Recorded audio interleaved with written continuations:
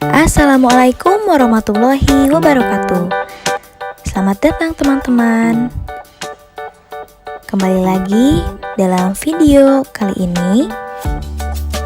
Insya Allah dalam kesempatan hari ini saya akan menyampaikan salah satu materi yang sudah dipaparkan oleh dosen saya yang terbaik, yaitu Bapak Umar Mukhtar, tentang kepemimpinan.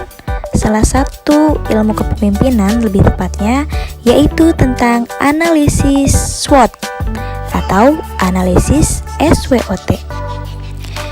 Yuk simak baik-baik ya videonya. Yang pertama, apa itu analisis SWOT? Kita mulai dari analisisnya dulu ya. Analisis merupakan rekaan atau kegiatan mempelajari suatu hal secara mendalam. Nah, untuk apa sih dalam hidup ini kita menganalisis? Tujuan kita menganalisis adalah agar kita bisa meningkatkan pemahaman serta pengetahuan terhadap apa yang kita pelajari. Kita masuk ke analisis SWOT-nya ya. Analisis SWOT merupakan sebuah metode.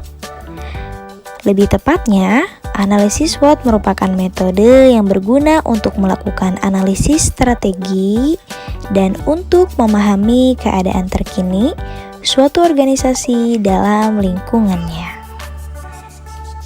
Hal ini biasa kita lakukan di setiap hari kita loh. Jika kita dihadapkan oleh beberapa pilihan, contohnya saat setiap bangun tidur, kita pasti sudah terbayang ingin melakukan apa. Waktu pertama kita membuka mata kita dihadapkan dengan beberapa pilihan dan di dalam otak kita menganalisis.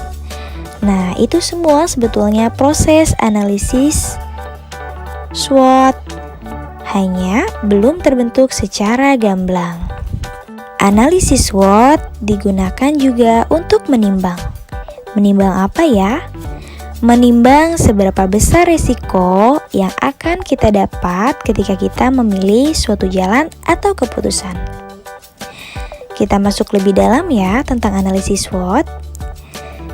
Di dalam metode analisis SWOT ada 4 tahap yang perlu kita lakukan. Yang pertama yaitu strength atau kekuatan, yang kedua weakness, kelemahan, yang ketiga opportunities, peluang, yang keempat threats, ancaman. Kita masuk yang pertama ya, kekuatan. Mari kita lihat apa itu kekuatan. Dalam analisis SWOT, kekuatan bisa kita cari dengan beberapa question. Yang pertama, kita lihat apa sih yang menjadi kekuatan kita? Atau apa sih yang menjadi kekuatan organisasi? Apakah kita kuat di materi? Atau kita kuat di sumber daya manusianya? Atau di mananya gitu ya, misalnya di organisasi. Lalu yang kedua, apa sih yang kita kerjakan dengan sangat baik di dalam organisasi ini? Atau apa sih yang kita kerjakan dengan sangat baik di hidup kita? Nah, maka itu harus dikembangkan. Lalu kita masuk ke poin yang kedua. Ada kelemahan. Di sini kita bisa melihat atau menilai kelemahan kita dari beberapa pertanyaan juga seperti yang ada di dalam kekuatan tadi.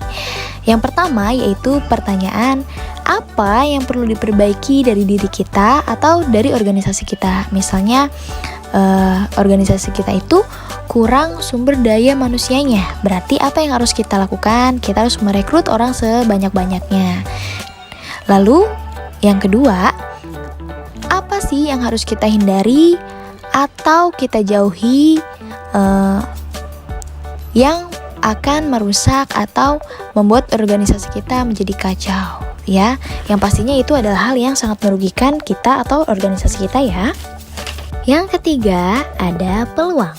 Peluang sangat sering terjadi dalam kehidupan kita, tetapi kita terlalu tidak sadar untuk menyadarinya. Maka dari itu, yang perlu kita tanyakan terhadap diri kita sendiri adalah perihal yang pertama, posisi apa yang kita inginkan dalam 1 tahun ke depan atau target apa yang bisa kita capai ketika kita melaksanakan habit atau kebiasaan seperti ini.